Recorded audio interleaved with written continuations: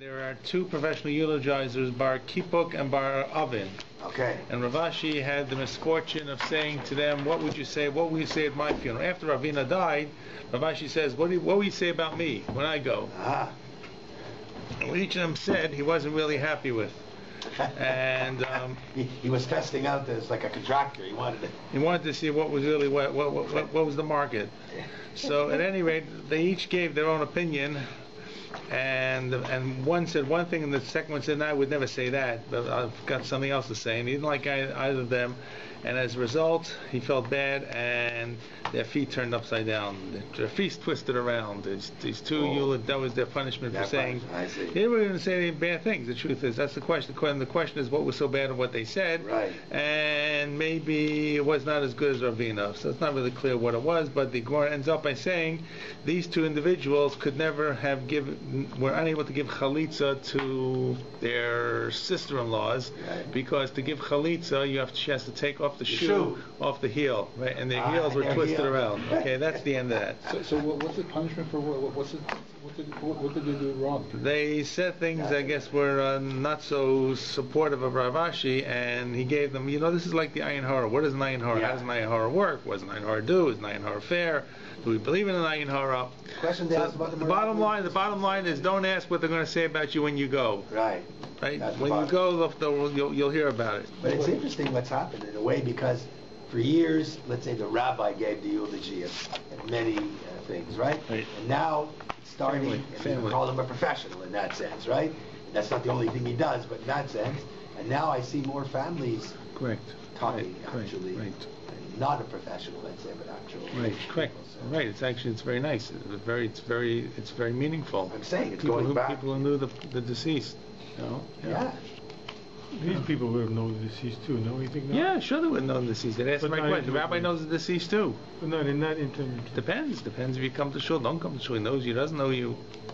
Okay. As many shadows you I've told the story. We went to their funeral, and I went and met the family the night before, and they said, don't get up there and say our father does mitzvos. Don't get up there and say our father does, chesed. Right. Our father was a track man. He went down to the horse track every day. He retired, and he stood at the window. And that's how he took over his retirement years. He's a track at the racetrack. Yeah, I thought trackman. I thought he ran on the track. He was like a sportsman or something. Racetrack. It was racetrack. It was Taka racetrack a half hour away with the trotters, and that's what he did. That was his hanahas. He says, if you get up and say he's about stuck, they'll laugh you out. Right. You get up and say he did mitzvahs, this is what our father did. We know who he was.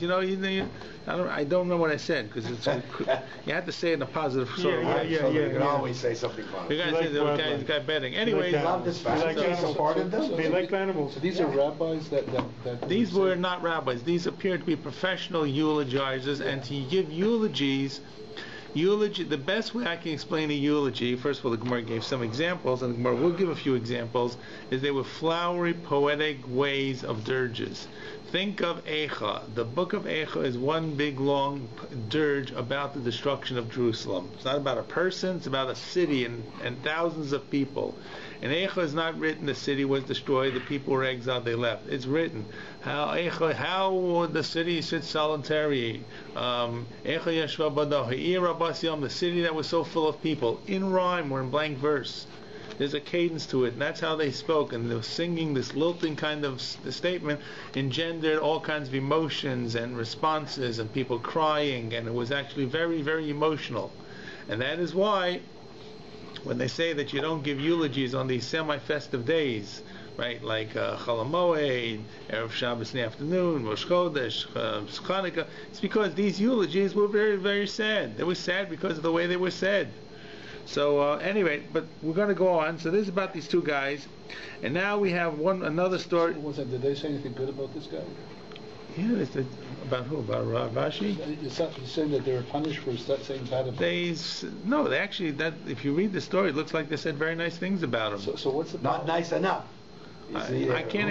You can't really explain what they did wrong, except to say this was a story that happened. By the way, I pointed out last week. Maybe give it generic. It doesn't mean. The lesson is don't ask about what they're going to say. It doesn't mean, by the way, all these kinds of stories in the Gemara do not mean that things happen poof. It means that they were there.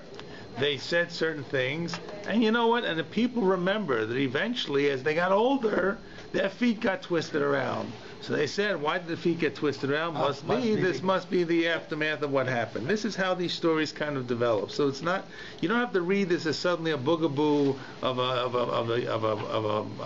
ayin hara. These are how people interpreted what it was. They were less than ideally respectful because they may have said certain things, but Rashi could have said more. Anyways. So these are professionals, or these are? Yes. They get paid. Yeah, they got paid. Traveled around like chazanim. Like you have a funeral today, you have a rabbi and a chazan. Chazan is a professional chazan in many cases. Right. Very true. Okay.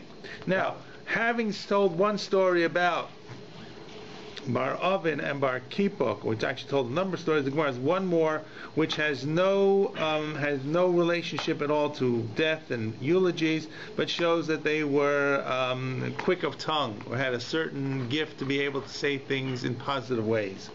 Rava, story with Rava. Rava gave a asla diglas. When Rava came to the Tigris River, okay, he wants to cross. He's unable to cross because of the river. One girsa has, it's not that Rava couldn't cross, that the river, in other words, didn't have ki asa diglas, but ki asa diglas. When the diglas overflowed its bounds and was about to flood. In other words, it's not an issue that Rava was inconvenienced and couldn't cross the river because there was no bridge. It's that the river was about to wipe everything out, including Rava. There's this raging water coming up fast like a flash flood.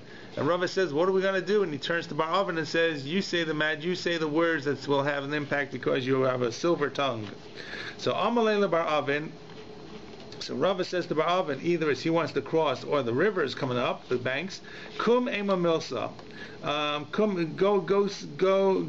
Come or stand up and say something. You can say something, and maybe by your words will have an impact that the Almighty will have mercy and the waters will recede and so forth. Okay, so Koiva Amar stood and said, Bo rov shlishis b'mayim. Most of the third people came into the water. Now this refers to Bnei Yisrael. And why are they called shlishis? Because I don't know why they're called. Because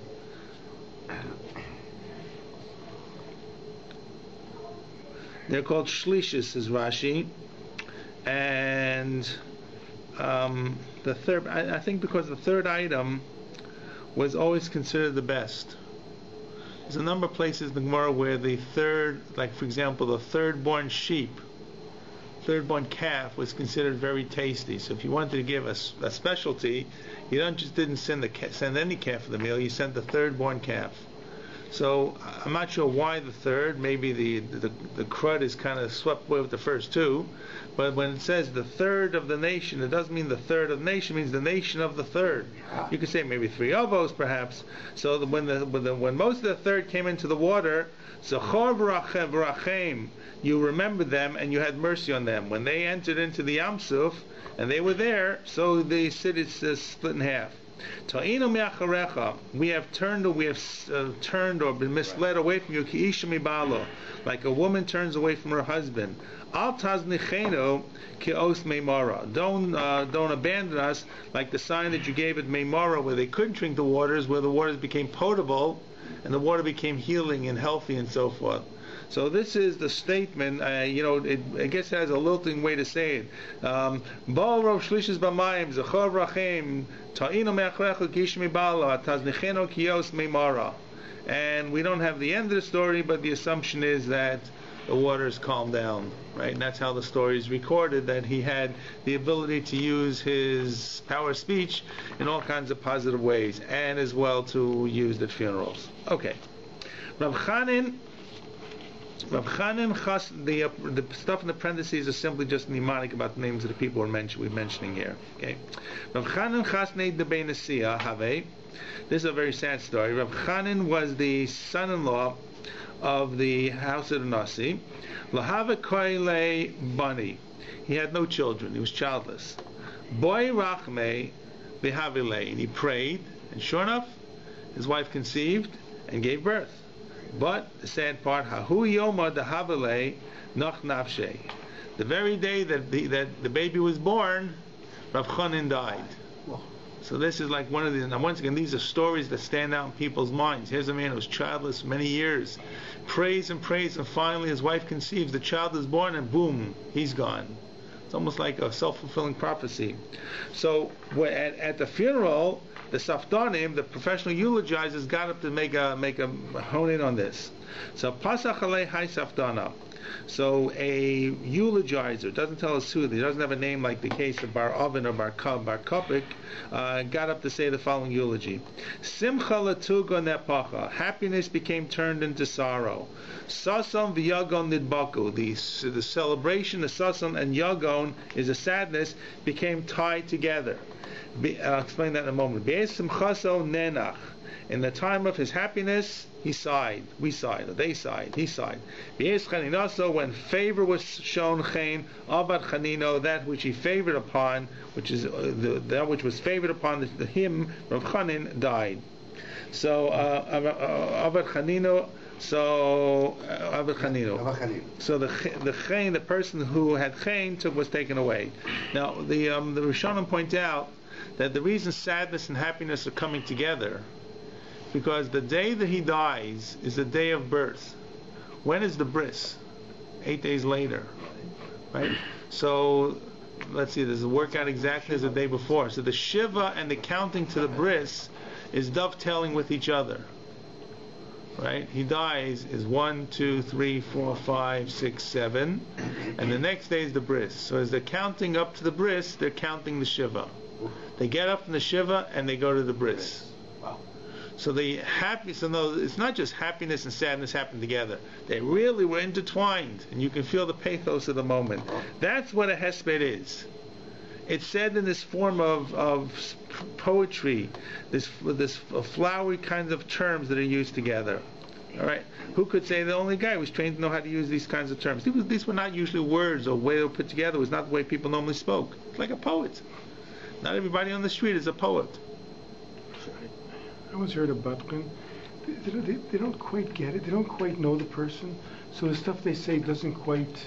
Oh, today you're saying? Yeah. When I went to the wedding, when we had a Hasidish, there's a Batkin, and he mentioned different people, and he doesn't quite...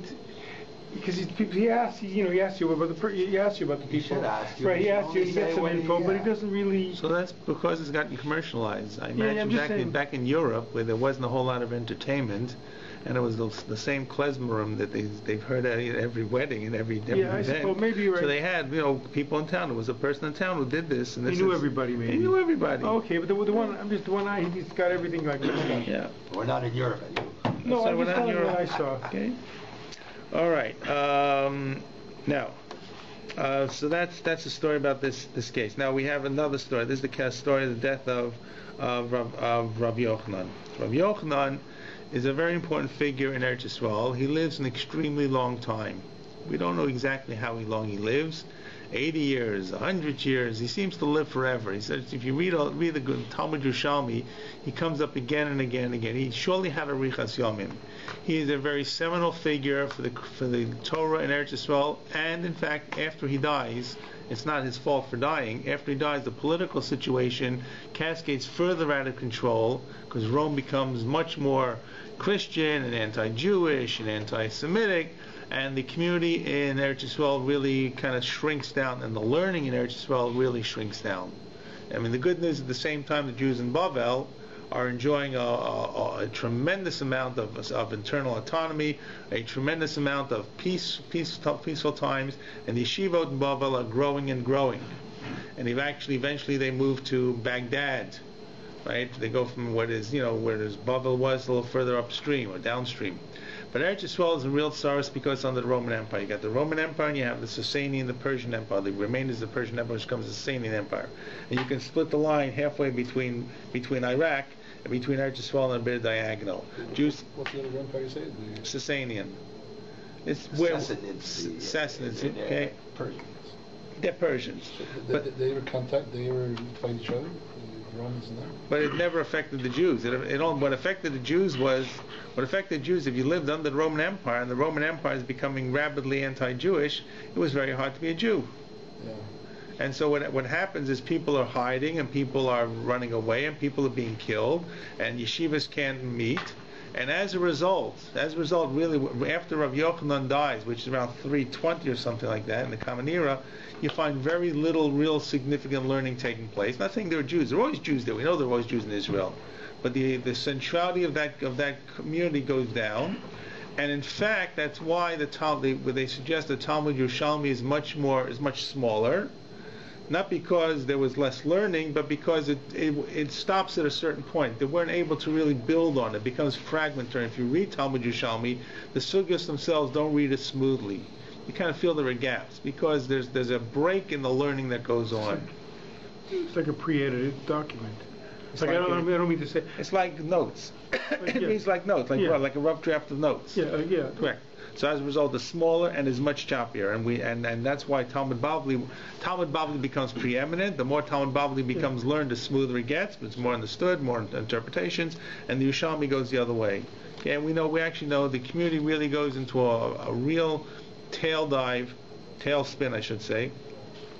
What we know about Eretz Yisrael after this is really what jumps out at us is certain piyutim.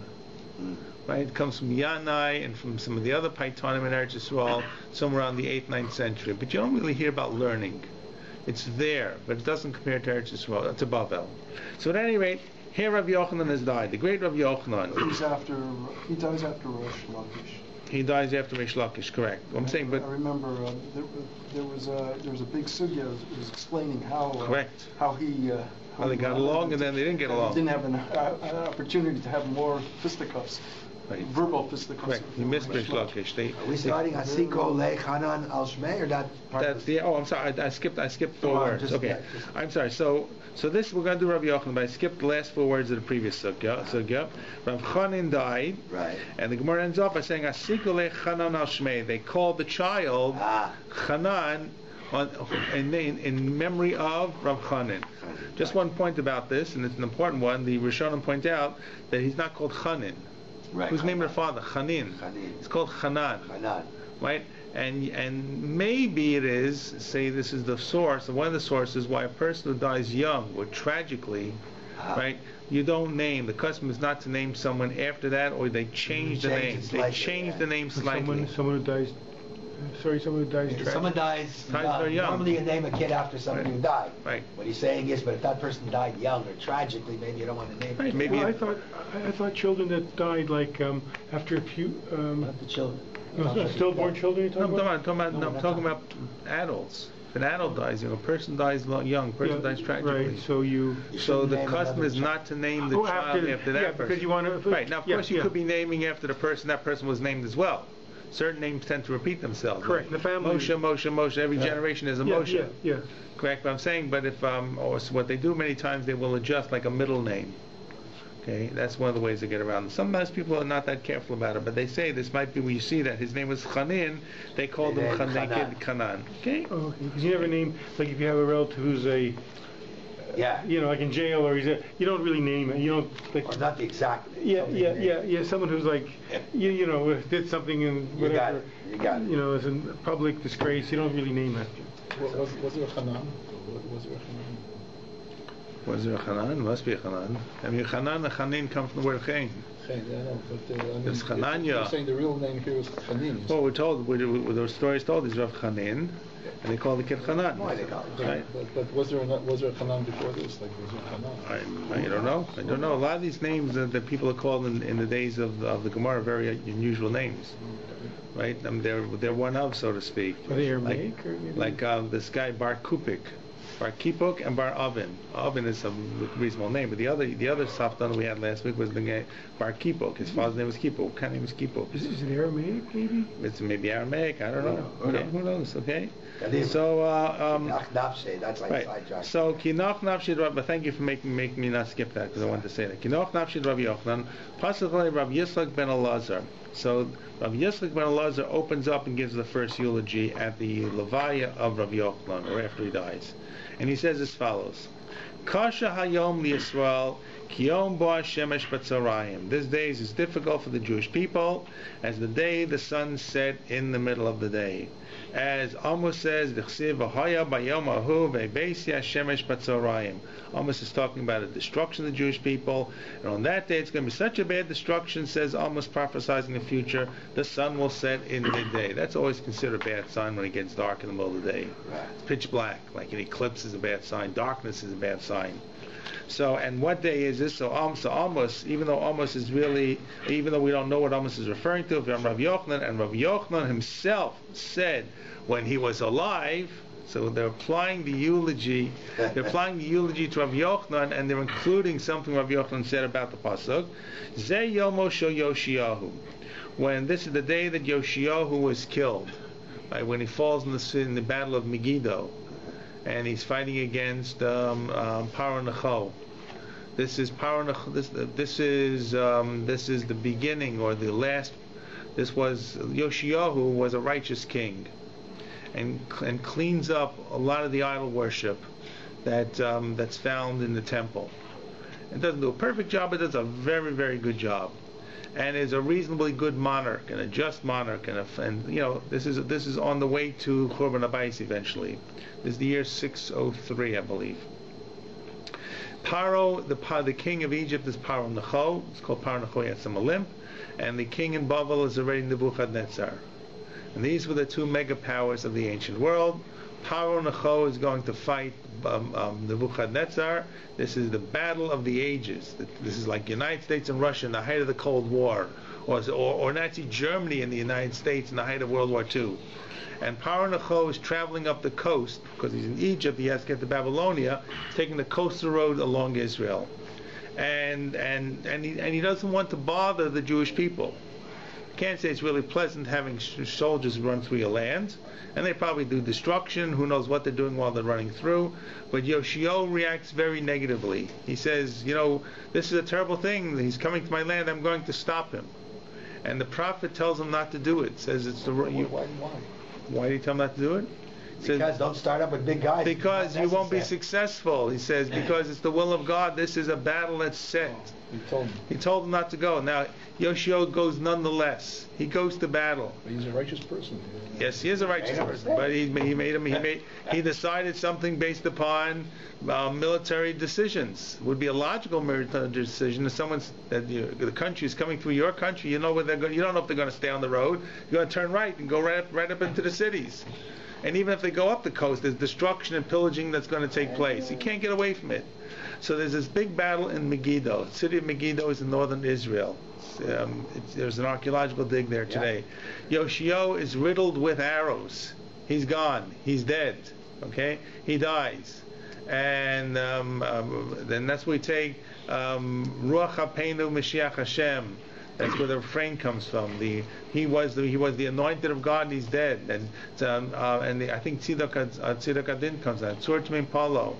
So and Paro continues to go up to the battle of Carchemish, which is 603, and there Paro is defeated. Paro Necho is defeated by Nebuchadnezzar. Where is this in? Where's Carchemish? Is in Tanakh the story? The story of Yoshio is in Tanakh. Yes, the end of Sefer Malachim. Or maybe Yeshayahu. Yes, it's there. It's also mentioned. It's also mentioned in one of the keynotes. Right, it's in Sefer Yirmiyahu. Vaikonin Yirmiyahu Yoshio. Okay. That's the keynote, one of the earlier keynotes where Yirmiyahu moans or mourns the death of Yoshio. Didn't have to happen. Could have been different. Okay, I'm just asking. These are famous. It's a famous thing. The sad event about this, not just Yoshio dies, and after that, any subsequent king is a real baddie in terms of idol worship and cruelty, which only means in a theological expose of what happens to the Jewish people. This can only accelerate their own destruction of the Beis Hamikdash. Also, from a purely military point of view, it has been conjectured that because Paro had to fight Yoshio in the Megiddo, he was victorious, but he took some hits. The Jews are good fighters. So Paro himself, or Paro's army, may have been weakened somewhat. He continues on this campaign with a somewhat weakened army against the mega king Nebuchadnezzar. Nebuchadnezzar trounces him, right? So Yoshio, in effect, actually changed the course of history and sealed the eventual destruction. Because once Paro Necho is wiped out, once the army is defeated, that's the end of Egypt as a superpower. And that sets the stage for Babylonia coming down from the north to sweep through the known world. And in the way of sweeping through is, of course, tiny Israel. So at any rate, this is when Amos talks about the sadness. Right, Amos is referring to this day when it gets dark in midday. He says this day Yoshio died. Doesn't mean it actually got dark. I mean it was a dark day in Jewish history. Okay, so this is one hesped, the first hesped, the opening salvo in the funeral of Rabbi Yochanan. Next, Kinoch Nafshed Rabbi Yochanan. When another story about Rabbi Yochanan died, Yosef Rav Ami Shivo Shloshim. When Rabbi Yochanan died, Rav Ami sat in mourning a period of Shiva and a period of Shloshim. He wasn't a relative, he was a student.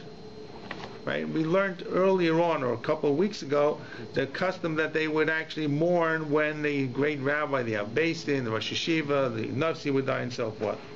So, but he not just mourns for him, he observes Shiva and Shloshim. That's fairly radical. Yeah. So Amar Rabbi Abba Braid Rabbi Chia Bar Abba, Rabbi Ami the Avad Lagarmi Hu the Avad. When Rabbi Ami did this, he did this for himself. He did his own decision. No, you don't really have to sit that long. The Hachi Amar Rabbi Chia Bar Abba Am Rabbi Yochanan. In fact, we have a quote in the name of Rabbi Yochanan himself. Afilo Rabo Shalimdo Chachma Eno Yoshev Alav Eli Yom Echad. Even if this is the teacher your teacher taught you everything you know, your mainstay teacher, your Rabbi Mufak, you only sit for one day. It's only one day of Avelis for a teacher who's not a relative. And Rav Ami sat for the entire Shiva and Shloshim. Okay. All right. Now, another story. Kinoch Nafshid Rav Zera. When Rav Zera died, Pasach Alei Hahu Saftana. So this eulogizer got up and said as follows. Here's another example of a eulogy. Shinar is Bavel. Right? Yeah. Shinar is Bavel. It's in the Noach story. It's a low point. Bavel is traditionally low. Bavel was subject to canals and flooding from the canals. All the bodies ended up in Bavel. And the bodies rolled down. Ninaru Sham Nifan Ninaru Kola Gufot. That's in our scrolls. Correct. It's in the Medrash. Yeah, the body. But that's the origin why it's called Shinar. Shinar is also probably some kind of Babylonian. Shinar means low. I don't think so. Shinar is just the name of the country. Okay. But Shinar it's like saying, this is Ontario and it's Canada, and I'm not sure how you want to call it. Okay. Toronto, York, was culture. So he says as follows about Rabbi Rav Zera. Eretz Shinar Hara, the land of Shinar, Bavel gave birth, Violada, and pregnant and gave birth.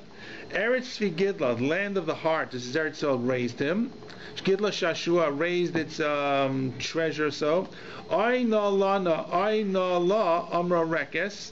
So Rekes, which is Tiberia, which was the seat and the center of learning in the north, one of the centers of learning, because they're not learning in the days of the Gemara. It's not around there. It's not around Yerushalayim anymore. It's Sipori, it's Tveria. So all these communities up in the northern part of Israel, it was like a no-fly zone around Yerushalayim. They wanted to keep them away, but they did let them live up north in Galil. So Rekha says, woe to us, Kiyavda Klechem Dasa, because the utensil of beauty has been lost. Okay, that's what this Saftan said about Rabbi Zera. Okay, he was born in Bavel, he was raised in Eretz Yisrael, or he was born and raised in Bavel, he came to Eretz Yisrael, and there he matured and gave, and we have now lost this valuable vessel which is no longer with us. Okay. Alright, now, the Gemara is going to bring a number of cases where unusual things happened when people died. Okay, I have a chart. The chart, unfortunately, is in Hebrew, so may or may not help you. They kept track of a lot of famous people who died, huh? Well, you know what? Unusual things happen. A lot of famous people die, and you don't hear about it. That's right. But these are things that stand out in people's memories. So this is now about a list of unusual events that occurred when people died. When people always looked at omens, right? If meteorites fall down, if there's comets, if there's eclipses, if there's hail in the summer, right? all these kinds of things stood out as, no, that's a bad sign. Nature is going haywire. And if it happens in conjunction with the death of a person, they say that's a sign that heaven really understands how sad this is. Even the normal laws of nature are out of control. They're mourning the loss of this individual. Could you say that the bad thing happened because the good person isn't around anymore to protect the society? Correct. Or you could say because that's a good idea, right? Sure. So, but it doesn't really tell us all of why they are, and the chart actually kind of explains why the specific change in nature is applicable to the person who it referred it to, who had happened when he died. So Kinoach Nafshi de Rabbi Zera, when Rabbi Zera, I'm sorry, Avo, Kinoach Nafshi de Rabbi Avo, Achisa Amude de Kesari Maya. The pillars of Kesarim, of Caesarea, by the way, it's a lot of places, a lot of Caesareas were around, began dripping like drops of water, like tears. Now, what does that mean? It means that if you ever see moisture coming off a stone from condensation, right? But apparently it was very noticeable. If you have humidity in the air and the stone is cold, then you get condensation. Correct. So whatever it was, but it must be more than usual stuff that stood out that looked like the stones were crying. Yeah, like a misty day or something in the stone. Well, and he happens to die just then. Right? Okay. So the day that he dies, this shows once again the symbolism is that even stones were crying for the loss of Rabbi Abahu. So the Rabbi Yossi, when Rabbi Yossi died, Shafu Marvazei the Tzipori Dama. I'm not sure what the Marvazei. The Marzev today is it's like gutters. The gutter, exactly. The gutters of the eavesdrops of the houses were spilling blood. There was blood running off of them. These are gutters that water runs off. Yeah. Okay, now it means, so the Rishonim say it means, and this is what the chart tells us here, he was very careful about the mitzvah of Milah. Okay, so his death, right, this was the omen from heaven that we've lost a person who kind of put himself out for the holy blood that was spilled at Milah, at Bris Milah. So the Rabbi Yaakov, when Rabbi Yaakov dies, it's Chamiu Kochave B'Imama. They saw stars in the middle of the day. Okay, and once again the explanation is that the same thing, like when the sun gets dark at midday, it's like night. So if they saw stars in midday, it was pretty dark to see stars in midday. So it's the same to say the sadness of the same prophecies before. How do they know that's what it means? That's the question I have. So they don't need something else. So these are conjectures. Right, these are conjectures. So otherwise it's hard to make sense of what is the purpose of this symbol. To simply say the heavens are going haywire, fine. But there's an Almighty God who calls the shots. Yeah, but you don't know. Right. So something happened. I understand. But how do you know that explanation is? You don't. I don't know. I don't. I didn't look up where they get these from. I just copied it because it's actually a good list. Otherwise, you say it looks random. List is very clear. Okay. Next. Okay. The Rabbi Asi, when Rabbi died, is Akru Kolilane. All the trees in the city got uprooted, and uprooting trees is a sign of anger, right? You, in a fit of anger, you pull the tree up, and trees imply life, and I don't know. Happiness, and I don't know what else, okay? The Rabbi Chia, when Rabbi Chia dies, Nachisu Kipa Denora Merikia, that there were fiery stones coming down from the heavens. Sounds like a volcano erupted, and it's throwing out hard lava. Now what does that mean? So this is a sign of destruction that is about to come. Maybe he was the protector, destruction didn't come until now. The Rabbi Menachem, when Rabbi Menachem died, Ishto Tzalmaya B'Havid L'Machlotzaya. So all the images on the coins became broken or became flattened out, because every coin had an image of Caesar, who was really worshipped as a god, or other gods and goddesses, and therefore and engraven images in general were against Judaism. So suddenly all the images got flattened down. Okay. So is that good or bad? And that shows that. So what he suggests here is he was a person who was careful not to look at graven images. It's one thing not to pray to a graven image. He turned away. He made sure not to even look at them. This was his unique attempt at piety. So it's a recognition of his greatness? So recognition that he was no longer here that therefore all of this happened to all the images that everybody had. What were images that everybody had? Everybody had images in the coins. Coins, you had to have a coin, right? So therefore, and everybody could see this. Okay, you'll see the next one is about the images falling, breaking down, the real accurate statues. The Rabbi Tanchum, Rabbi Chia, when Rabbi Tanchum dies, is katsitzu kol andarta.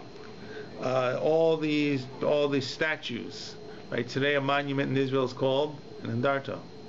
Okay, it's a common word today. It comes from this. All the monuments in those days were really statues of idols, right? So they all came crashing down. The Rabbi Yashiv, when Rabbi Yashiv dies, this is an interesting one. It charush it charu. Your chart says Chatnu. Yeah. Yeah, that means Machtarta is tunnels. It's Charu Shivin Machtarta ben Arda. They dug 70 tunnels in Arda and they stole all the people's things. 70 tunnels were dug in Arda, and there was all kinds of mass robberies going on that day, which means that until then they were bad people.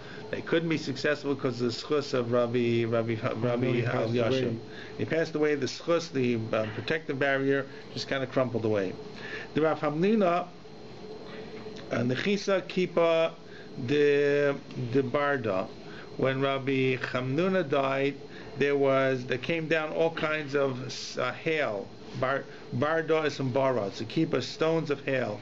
Big hailstones. Okay, so maybe it wasn't summer, but the size of the hailstones were damaging hail. Right, every once in a while we get hail that breaks things. Serious hail. Okay, it's Merakia from the Rakia. The Rabbi Rav Yosef, when Rabbi Rav Yosef died, so Nashuk Kipe de Paras Adade, the spans of the bridge over the river Parat, Euphrates River, began to touch each other, and I guess I'm trying to understand what it was. If the bridge is like this, so when it collapsed, the spans touched each other like this. Yes. Okay. Like a suspension. It's like all bridges were basically suspension bridges, right? They weren't very big, but you put up two things and you suspended a rope or a plank between them. That's not a suspension bridge. What we call today. That's a. It's not okay. No, a suspension bridge is like the Brooklyn with on top. Correct. It's not. It's called like a rope bridge. Right. There's a word for it. But you have two things that are holding it up. Yes. So normally, I guess if it breaks, they would normally pull back. It's hard to say. Well, whatever it was, they broke that day that they died, and they touched each other. Okay, now I'm not sure why that's such a symbolism, what that means, but it's a recognition of the tsar that people are having, that something is really falling apart, something very basic. Okay, and the keshet, by the way, is of course the bow. So I guess there was some kind of bridge that had some kind of, I'm not sure. There's different kinds of design. Whatever. Something on the bridges. Mr. Steinsaltz have a picture of bridges? No bridge pictures? No. He doesn't think okay, all right. I'll have to look it up. I'll look it up. Okay, so that was one of them, and then we have another story like that, similar story to Abai Barabba. These are people who are well known to you. So one was Rabbi Yosef, this happened, and the Abai Barabba Noshe Kipe de Diglas, the Ahadade, the stanchions or the bows of the bridge over the Tigris River broke. Okay, good. So these are major cities and these are major events. So Kinoch Nafshi the Rav Mesharshia Tain Dikle Shitzi. When Rav Mesharshia died, the palm trees all grew thorns. Now that is a break in nature. Yeah, sure. Okay. So it means something popped up. Now what could that mean? I don't know. It means it's probably some kind of ivy or vine wrapped around it. But I'm saying, palm trees are a symbol of fruitfulness. That's what they ate dates, and a symbol of straightness. And yet it came apart. Okay. So this is the end of this long discussion about different types of espedim, and one after the other. Okay. And now the Gemara is now going to try to come back to other issues about the laws of Avelis. Okay. So or we've had like it's been a little bit of excursions of different people and different stories and different events, then you get a bit of an insight to the reality of what's going on in the days of the Gemara when people passed away and how eulogies were actually very different. Okay, so yeah. You know what? People tell stories about unusual events that happen at funerals or when people pass away. They still would today. I remember something unusual happened today. You'd say, "Hey." I remember a certain unusual funeral I went to. A young girl got killed, and the mother. They opened up the coffin, and the mother looked at the girl. Everybody walked it. They said, "Everybody go back," and then it was in the hearse. They opened it up. And I remember that could have been when I was in the 70s, because I never saw anything like that. Right. And there was a young girl who got. Maybe she was still remember. I still remember. I remember because it's completely odd. And I remember other things, certain things at the funerals. Absolutely. Normal funerals you don't remember, but certain weird things happen. Anything unusual. Right. Yeah, And especially if they're coming together for a large funeral, like all these Talmidei Chachamim, and something really weird happens outside, Yeah, you remember. like hail and darkness and bridges breaking, just stands out. Absolutely. Okay. Tan Rabbanan. V'elu karin she'ein mitachin. We do kriya, and the following are people which we cannot ever completely sew up the kriya when we do the kriya on that person. So in other words, there are certain relatives that you can re-sew them after Shiva. You can completely, you can reuse the garment and recycle the garment as is. And the garments in those days were much more simple. Think of it as a cloth, and the cloth has a rip in it. So you can sew it up eventually. You could reweave it. right. Because it's probably a very coarse weave. You just reweave it. Correct. Reweave it or fix it. I'm not quite sure what you would do, but certain basic close relatives could never be completely sewn up. You can baste it. You can do different kinds of rough stitching, but you can't make it as good as new because obviously the hole that's caused by the death can never be filled up. So who are they? This is the parents. You can never sew the kriya up. Once again, today it's very rare people are going to sew the kriya up. The Rabu Shlim the Torah for a teacher who taught you Torah. Once again, it's one day, but they still did kriya. The Nasi Alav Beistin. Nasi, the head of the generation. The Av Beistin, the assistant. The Al Shmuos Haros. And Shmos Ros is really bad news that happens. It's communal bad news. Okay, it doesn't mean that your stock went down. It means that there's really serious news, like destruction of a lot of Yidden, for example. V'albirchas Hashem, and for cursing God, blasphemy, as we would say it, and blasphemy has to use the Shem HaMaforash. Right? It's not like today. The which is 72 name or the at least the 72. Yeah, at least the 72. I don't know. At least. What does it mean at least? I'm saying. No, I don't understand your. There may be more complex. However, I see. Okay, but another and it's a real curse of Hashem. Okay, it's not like people like they say people he's swearing. That's swearing. They're misusing God's name. But it's not Birchas Hashem. Okay. The Al Sefer Torah Shenitzraf. And a Sefer Torah that's burnt, burning of a Sefer Torah, that people do Kriya on. The Al-Ara Yehuda v'Al HaMikdash v'Al Yerushalayim. And also for seeing the cities of Judah that are destroyed, the Beis HaMikdash that's destroyed, and the city of Jerusalem that's destroyed. Okay? And the Gemara adds, V'Korei Al Mikdash u'Mosif Al Yerushalayim. And you do Kriya on the Beis HaMikdash, and then you don't add when you see the city of Jerusalem. Now it's unusual. It says Mosif. You do add, but you don't make another kriya. You do add when you see the Beis HaMikdash first. You do kriya, and you can take that kriya and make it longer for seeing the city of Yerushalayim. Okay. Now it's unusual to think how they would see the Beis HaMikdash before they saw the city of Jerusalem. Very hard to understand. Right? The hill, maybe. No, you wouldn't. Well, so the Gemara actually says that it's the other way around. They see Yerushalayim in destruction, and they do kriya, and then they have to do another kriya for the Beis HaMikdash. Or just make it bigger. No, the other way. They're separate, correct? So the answer is really twofold. First of all, one answer is they came in a carriage when the windows were closed. Right? In other words, you think of going into some kind of stagecoach with no windows, and you get out at the place of the Beis HaMikdash. So you may have been in the city of Jerusalem, but you didn't see it. Very hard. Maybe for dust. The other way, by the way, which is more logical, and I don't think we should say this, is if you come through Har Tzofim. You're asleep. He was asleep. Woke up when he got to the end. Same. You're asleep and you wake up at the end. Correct. It's another example. Okay. But Harat Sofim, because the Beis Hamikdash was at a certain place, right? The Dome of the Rock, and the city of Jerusalem is really behind it, right? So the Harabayit is a Harabayit. The city really slopes down beyond it. So today it's hard to see it because the city is so big and there's skyscrapers and buildings and all over, and it's expanded. But it's very, very possible that when they came to Harat Sofim, you came that way, you would see first the Beis Hamikdash. Certainly, your David is below. Right. One of the nicest places to daven is in the Beis Medrash at Hebrew University. I don't know if anybody's been there.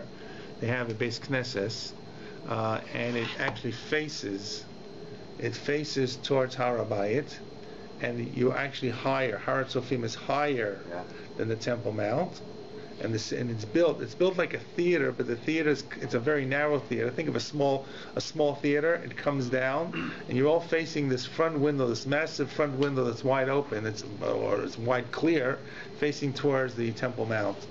It's a very strong statement. So you see the Harabayit. You see Harabayit, and you're actually higher than Harabayit, right? Which is an unusual kind of vision or view. Okay. It's worth it to go to Hebrew U to daven mincha there or something. Okay. Maybe not, but I'm saying it's if you're there. If you're there, try to find an excuse to go into the basic Knesses. So at any rate, these are all things about. When a person does kriya, and the kriya cannot be closed up. And the Gemara is going to try to deal with each one at a time. How do you know this? Like, who said this? Right. And as you know, many times the Gemara tries to make statements, tries to find scriptural references for it to kind of support why this is. Some of the references are really from the Nevi'im. Okay, death of Shaul, the death of Eliyahu. Right. So, and even though we normally don't find a reference in the Tanakh, but this is really just showing us. It's not really a reference. It's showing us this is what they did, which means this is what you're supposed to do. Right. So the first one that was mentioned in the list was Avi V'Imo. Avi V'Imo of Rabbi Shlem the Torah. So how do you know that you can't sew up the rip? You rip for parents and for a teacher, and you don't sew the rip up. This is when the Eliyahu and Elisha separate. And the Eliyahu is taken away from Elisha in this fiery chariot. And Elisha runs after him. He says, Avi, Rechav Yisrael Parasha. My father, the chariot of Israel and its chariotmen. So this is the statement of Elisha as he says it, as Eliyahu is pulling away from him in this fiery chariot. So this is the drush. Avi, my father, means that for a father and a mother, for your two parents, you're going to recognize the sadness of their death, which means kriya. Obviously kriya. What else would he do? Yisrael Parashav. Zer Rabbi Shlem the Torah, and he calls him the chariot of Israel and its chariot person. This refers to the chariot is what leads us is the Torah. And how do you know that? So my Masha, how do you know that this, so Avi obviously refers to parents. Right. But how do you know Rechav Yisrael Parsha refers to a teacher, my Mashma? Kinematagim Rav Yosef would translate into Aramaic the words Rechav Yisrael Parsha, the whole pasuk. Say Rabbi, the Tov Lahom Yisrael B'tzlusei Miratichin Uparshin. Let's see.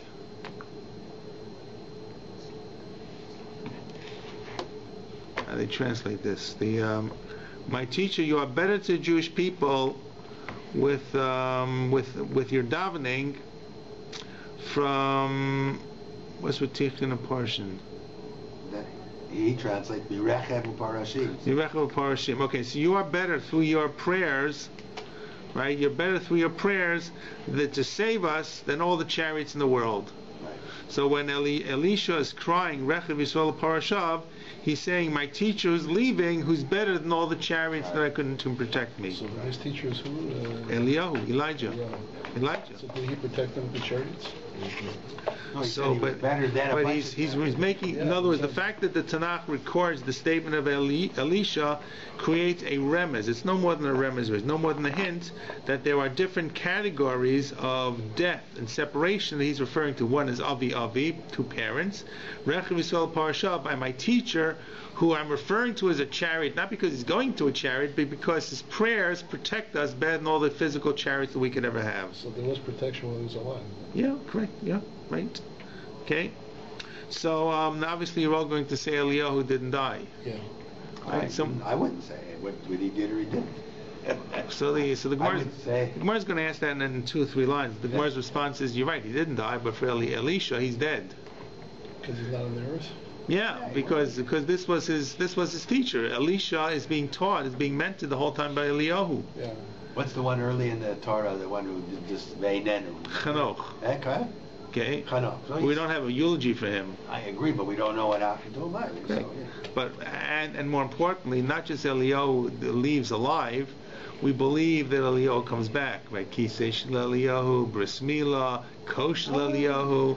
This idea that this Eliyahu person who is a kanoi always returns to save the Jewish people. All the stories, the stories, the Hasidic Shemais Bel Eliyahu showing up, the Sfaradi stories where Eliyahu shows up, right? You know, that's right. You don't have these stories about Chanoch. That's true. Okay.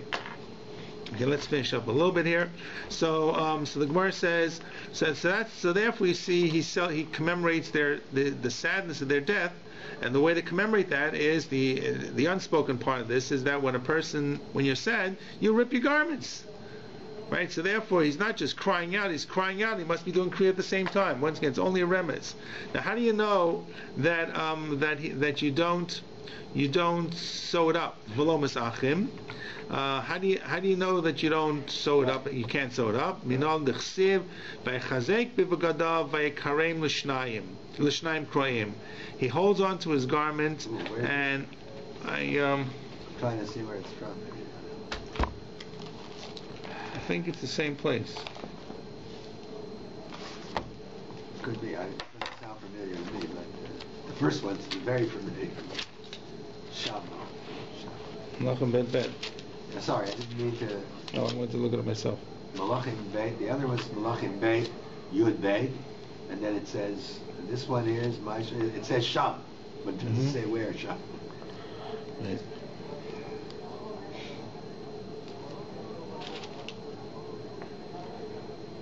Which says Sham. Must be the same place because it says Sham. Right. Malachim BAYT, Yud BAYT. Yud Bet or Yud Bet? Bet, Yud Bet. Perik Bet, I guess, Pasuk Yud Bet. That's what you got here. 2 Kings 2:12. Okay. 2 Kings. Is that probably the second paragraph? 12 Pasuk? No, 2 Kings chapter 12. Oh, it doesn't tell you where in the chapter. Right. It doesn't tell you the Pasuk. So why does it say 2 Kings 2 twice? Like typo maybe. Well, 2 Kings, and then it's chapter 2 maybe. Oh, it's got here. Look. This seems to imply. Number 4. 2 Kings. Oh, you're right about that. I mean, it could be typo. No, I think what he's saying is, some people say chapter 2 is like with a 2, and he uses Roman numerals for the chapter. Maybe it's 2. It's 2 Kings. Malachim Bet. What parak is it? Chapter 2. 11. According to this, it's parak Bet. Here it is. Okay. Here it's the same thing right here. I'm sorry. It's chapter 2. Chapter 2. Okay, here we go. So this is it. They're walking along. They're walking and talking. Elisha and Eliyahu. There comes a chariot of fire and a horse of fire. It separates between the two. And Eliyahu goes up with the whirlwind into the storm into the heavens. The Elisha Roa. And Elisha is watching this. V'hu mitzayik, and he's crying out, Avi, Rechav Yisrael Parashav. V'lo ra'ahu, and he didn't see him anymore. Okay? And then, Vaychazek bivgadav, and then he actually takes a hold of his garments. Elisha takes a hold of his own garments, Vaykarem l'shnayim koyim, and he rips them into 2. I see. So you actually do see the kriya taking place here. I was wrong. Right. So he tells the kriya here, and he rips it, almost reads like he rips his garments in half. But the Gemara says that's not what it means. Now, obviously, when you rip, you're ripping into two pieces. Right. You're making one into two. So, Vaikarim l'shnayim kroyim, mimash meshnema Vaikarim, if it says he ripped it, ein yodeh shel l'shnayim, doesn't mean it's obviously two. Ela melamed shehakruyim v'omdim l'shnayim la'olam. That the rip remains two forever. In other words, one garment became split into two, or that part became split into two, and can never be put together. Okay? And we'll just finish up with the piece about Eliyahu being alive. Rish Lakish, Amalei Rish Lakish, Rav Yochanan, Rish Lakish said, Rav Yochanan, Eliyahu Chayhu? Eliyahu Chayhu, he's still alive. Right? We all believe this. So Amalei, and why was he doing Kriya? Amalei, Kevin the Ksiv, Lo Ra'ahu Ot, so he never saw him again. Legabei Didei Kemei Stami. For him, it's like he's dead. Because a dead person is gone and is lost to life. So therefore, this is why they did Kriya. This is why you do Kriya for a parent, Avi V'imo, and for a teacher. Okay? That takes up there. Okay.